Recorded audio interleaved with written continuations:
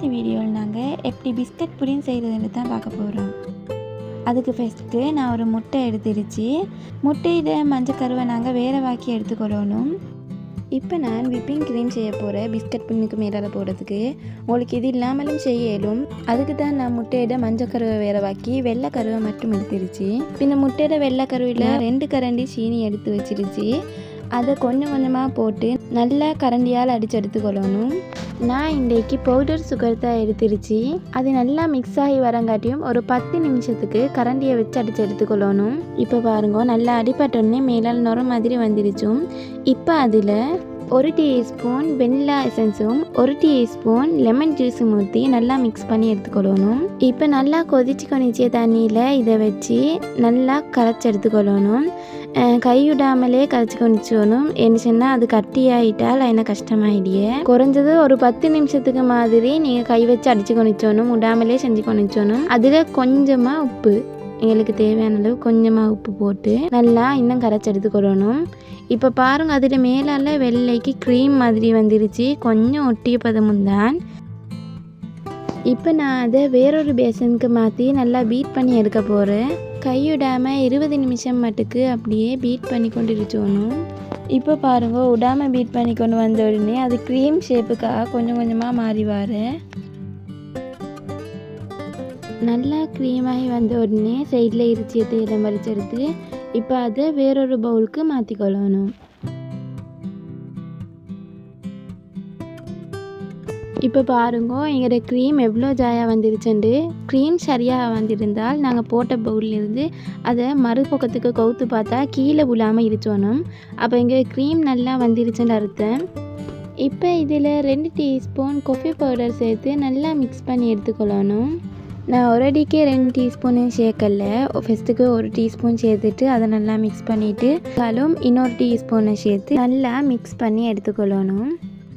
இப்போ காஃபி பவுடரும் க்ரீமும் நல்லா மிக்ஸ் ஆகி வந்துருச்சு. பாருங்க, பிஸ்கட் புடிங் செய்யறதுக்கு நான் பிஸ்கட்டும் கஜுவும், அடுத்தது கொக்கோ பவுடர் 2 டேபிள் ஸ்பூனும் பவுடர் சுகர் 2 டேபிள் ஸ்பூனும் எடுத்துருச்சு. அதோடு தான் நான் 1 கரண்டி கோர்ன்ஃப்ளவர் எடுத்துருச்சு. இப்போ நாங்கள் எடுத்து வச்சிருச்சு பிஸ்கட்டில் அரைவாசை துண்டு துண்டாக உடச்சி எடுத்துக்கொள்ளணும். துண்டு துண்டாக உடச்சாட்டியும் பரவாயில்லை, அது உங்களோட விருப்பம். இப்போ நாங்கள் உடைச்ச பிஸ்கட்டை ஓரத்துக்காக்கி வச்சுட்டு இப்போ சாக்லேட் செய்யறதுக்கு ரெடி பண்ணோம். அதுக்கு நான் 1 கப் பால் எடுத்துருச்சு. இப்போ நாங்கள் எடுத்து வச்சிச்சு கொக்கோ பவுடர், அடுத்து சுகர் பவுடர், அதோடைய கார்ன்ஃப்ளவர் 3 சேர்த்து நல்லா மிக்ஸ் பண்ணி எடுத்துக்கொள்ளணும். நான் எடுத்த பால் சூடான பால், நல்லா சூடுமில்ல, கணக்கான சூடான பால். அந்த பாலில் கொக்கோ பவுடர் போட்ட உடனே கொக்கோ பவுடர் கட்டி கட்டியாக வரத்துக்கு சான்ஸ் இருந்துச்சு.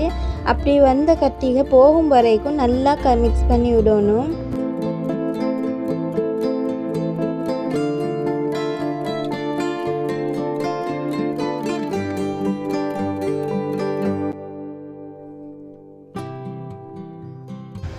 இப்போ இதில் கொஞ்சமாக உப்பு சேர்த்து கலந்து எடுத்துக்கொள்ளணும்.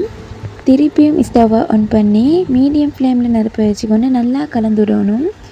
நல்லா இந்த மாதிரி புப்ளி வர மாதிரி கலந்து விட்டுக்கொள்ளணும்.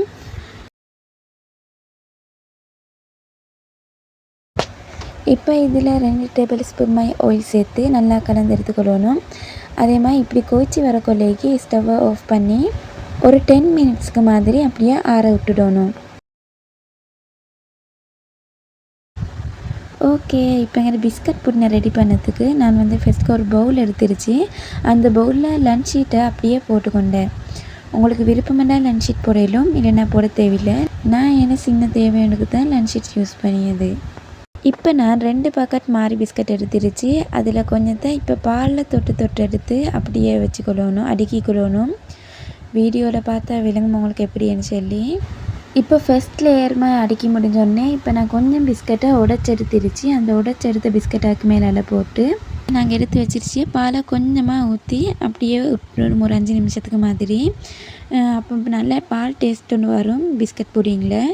உங்களுக்கு அப்படியே பால் டேஸ்ட் பிடிச்சது விருப்பம் இல்லை அப்படின்னு சரின்னு சொன்னால் கொஞ்சமாக தண்ணி எடுத்து அதில் நெஸ்ட் காஃபியோ நார்மல் காஃபி சேர்த்து மிக்ஸ் பண்ணி அதை ஊற்றி எடுத்துக்கொள்ளும். சரியா, அது ஒரு விருப்பம். இப்போ நாங்கள் ஆல்ரெடி செஞ்சு வச்சுருந்த இதை அப்படியே பிஸ்கட்டுக்கு மேலால் ஊற்றிக்கொள்ளணும். இதை நான் 2 லேயருக்கு மாதிரி ஊற்றிய அப்படின்ட்டா ஃபஸ்ட்டுக்கு நான் ஊற்றி ஒரு லேயர் போட்டுட்டு 2வது லேயர் பொடியத்தை நான் வீடியோவில் காட்டிடுச்சு. அதே மாதிரி உங்களுக்கும் செஞ்சு கொள்ளையிலும். ஒரு லேயர் வேணுமெண்டா ஒரு லேயர், 2 லேயர் வேணுமெண்டா 2 லேயர். நெக்ஸ்ட் நாங்கள் ஆரம்பத்தில் செஞ்ச விப்பிங் கிரீமை அப்படியே அதுக்கு மேலால் ஊற்றிக்கொள்ளணும். இதெல்லாம் ஊற்றிய காரணம் நல்லா பெர்ஃபெக்டான பிஸ்கட் புட்னா இது இருச்சோன்னு மெடியத்துக்காக தான். இப்படி செஞ்சு திண்டு பாருங்கள். நீங்கள் ஒரு முறை சரி உங்களோட வீட்டில் ட்ரை பண்ணி பாருங்கள். அவ்வளோ நல்ல டேஸ்ட்டாக இருந்துச்சு. இப்போ மீதி விப்பிங் கிரீமையும் போட்டு அதை அப்படியே செட் பண்ணி எடுத்துக்கொள்ளணும்.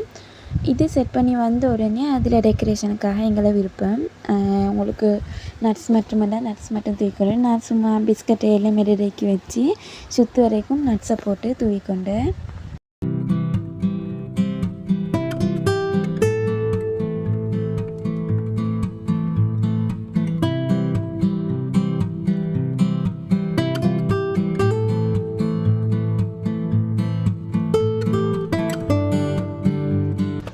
இப்போ ஒரு 1/2 hour மட்டும் ஃப்ரீசரில் கூலாக வச்சுட்டு அதுக்கு பிறகு எடுத்து உங்களுக்கு பரிமாறிக்கொள்ளையிலும்.